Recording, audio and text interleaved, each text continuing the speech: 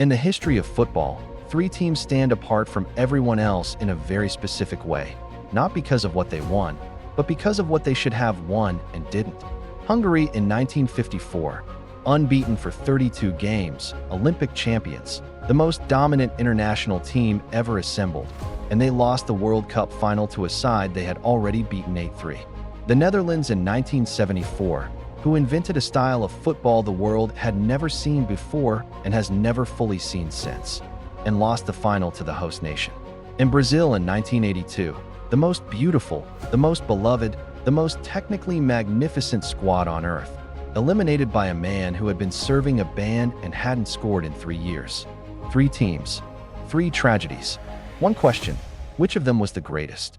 Between June 1950 and the 1954 World Cup final, Hungary lost exactly 1 match from 49 played, and that single defeat was the 1954 final itself. 32 games unbeaten going into the tournament. Olympic champions at Helsinki in 1952. A year before the World Cup, they became the first team from outside the United Kingdom to beat England at Wembley, 6-3, in a match that left English football in shock.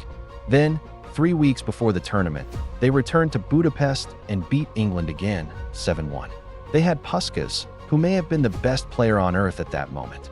They had Sandor Kocsis, who scored 11 goals in the 1954 tournament alone. They had Nander Hidegkudi playing a position that hadn't been named yet, the deep-lying forward, a tactical innovation that every opposing defense was completely unprepared for. And they arrived in Switzerland as the most overwhelming favorites in World Cup history. The 1954 World Cup final. Hungary versus West Germany, a team they had beaten 8-3 in the group stage. Hungary scored twice in the first 8 minutes. Puskás in the 6th minute, Zabor in the 8th. 2-0 up against a team they had already demolished in the final with 4 years of unbeaten football behind them. It seemed settled. It was not. Morlock pulled one back in the 10th minute. Ron equalized in the 18th. 2-2. Then, with 6 minutes remaining, Ron scored again. West Germany 3, Hungary 2. Puskás thought he had equalized 2 minutes from the end. It was ruled offside, and the whistle blew. Hungary had lost the only game they had any business losing in half a decade of football. Zoltan Zabor said afterward, "We lost just once in 50 games. Unfortunately, it was in the biggest game of our lives. It's a tragedy." He was right. After the 1954 final, Hungary kept winning. 19 more games, 16 wins, 3 draws, 0 losses, through July 1954 to February 1956. And then October 1956, when Soviet tanks rolled into Budapest to crush the Hungarian uprising, and the team was over. Puskás defected to Spain and eventually played for the Spanish national team. Others scattered across Europe. The political catastrophe that ended the Hungarian Golden Team was not a football story, but it ended football's greatest tragedy before it could even become a full chapter. They never got another chance. The team that was arguably the most technically advanced in the world was broken apart not by a better team on a football pitch, but by history itself. That is not just a tragedy in sport. It is a tragedy without category. 20 years after Hungary, the Netherlands arrived at the 1974 World Cup in West Germany and introduced a style of football that the sport had never seen and has never fully replicated since: total football. The idea was this: every player on the pitch could play every position. Defenders became attackers. Attackers tracked back. Midfielders became the heartbeat of both phases simultaneously. The system was built around Johan Cruyff, arguably the most complete footballer of his generation. And it was so fluid, so disorienting for opponents, that the Netherlands did not just win games, they made the opposition look like they were playing a different sport. They beat Uruguay, beat East Germany, beat Brazil 2-0 in the second round, eliminating the defending champions. And Johan Cruyff introduced the Cruyff turn to the world in this tournament. A skill move that bears his name because nobody had seen it before and nobody has done it better since. The 1974 World Cup final, Netherlands versus West Germany, the host nation. And within 60 seconds of the opening whistle, before West Germany had touched the ball, Johan Neeskens converted a penalty for the Netherlands. 1-0, 60 seconds in, without the opposition having touched the ball. It remains the fastest goal in a World Cup final. Netherlands should have won from there. But West Germany equalized from their own penalty in the 25th minute. Paul Breitner. Then in the 43rd minute, Gerd Müller, the greatest German goalscorer of his generation, turned and fired past Jan Jongbloed. 2-1 at halftime. The Netherlands pressed and pressed in the second half. The goal did not come. West Germany won 2-1. The team that invented total football, that beat Brazil, that introduced the world to a style that changed football forever, finished second. And the Netherlands came back in 1978, without Cruyff, who refused to travel to Argentina for personal reasons, and reached the final again. Lost 2-3 to Argentina in extra time. 2 World Cup finals. 2 runner-up finishes.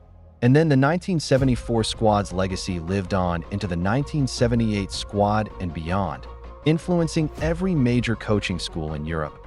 And the DNA of total football runs through Barcelona's tiki-taka, through Guardiola's pressing systems, through every team that has tried to make the game beautiful and functional simultaneously.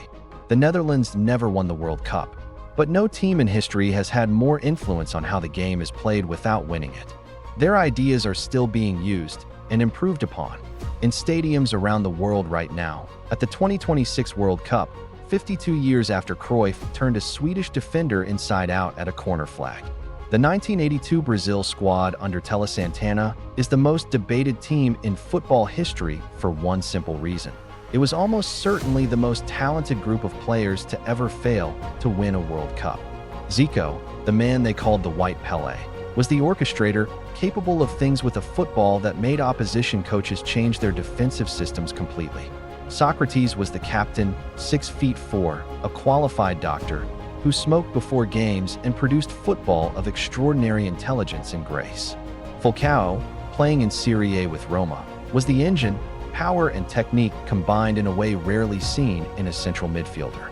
And Eder, Jr., Toninho Cerezo, 6 of the 8 outfield players in that starting lineup were world-class by any reasonable measure. They were not just talented, they were the most beautiful football team that has ever failed to win the World Cup. Barcelona, July 5, 1982. Brazil versus Italy in the second group stage, and Brazil only needed a draw to reach the semifinals. Paolo Rossi, who had returned to football after a 2-year ban linked to a match-fixing investigation and hadn't scored an international goal since 1979, put Italy ahead in the 5th minute. Socrates equalized. Then Rossi scored again. A defensive error, a clinical finish. Falcao hit an absolute screamer to make it 2-2. Then Rossi completed his hat trick in the 74th minute. Italy 3, Brazil 2. Bobby Charlton was in the commentary box. He was crying. The match is still routinely listed as the greatest World Cup game ever played. And one of the most gifted teams in football history was eliminated by a man who had barely played in 2 years, who scored 3 goals in 90 minutes, and who went on to win the Golden Boot of the entire tournament. The case for Hungary 1954 is the case for statistical dominance without parallel. 49 games, 1 defeat, the final itself.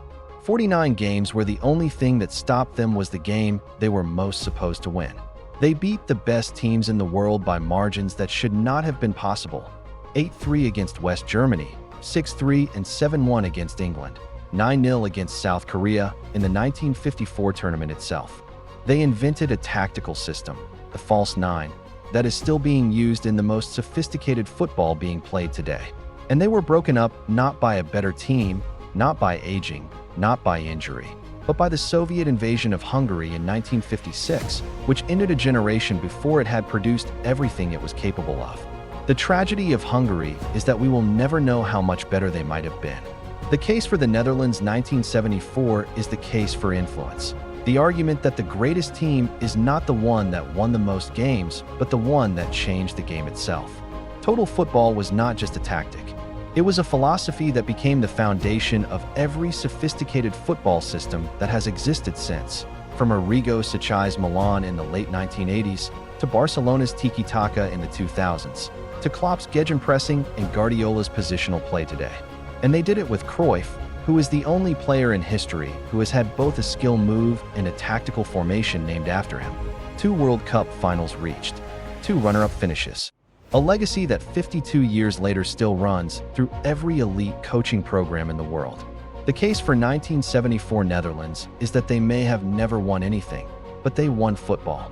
The case for Brazil 1982 is the case for beauty as the highest form of footballing greatness, and for the argument that a team does not need to win to be the greatest.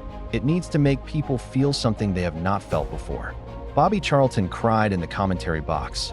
The match against Italy in Barcelona is still called the greatest World Cup game ever played. Zico, Socrates, Falcao, and Eder were playing football that existed on a plane most teams never reach. Attacking, fluid, fearless, brilliant in the truest sense of the word. The counter-argument is the most brutal.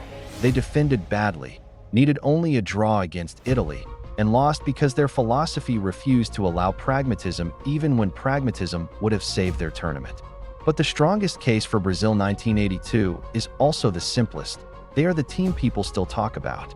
44 years later. Still, my answer, and I want to be clear, this is my answer, not the answer, is Brazil 1982. Not because they were statistically the most dominant, which they were not. Not because they revolutionized the game permanently, which the Netherlands did more completely. But because the reason we are still having this conversation 44 years later is because of the feeling that team produced, and the specific cruelty of their elimination by a man back from a ban, in a game they only needed to draw, through 3 goals that each exploited the same defensive generosity that had made them so beautiful to watch. The greatness of Brazil 1982 is inseparable from the tragedy of their exit. The two things are the same thing, and no team in football history has ever combined greatness and tragedy so completely, so painfully, in a single 90-minute afternoon in Barcelona. But I want to hear your answer.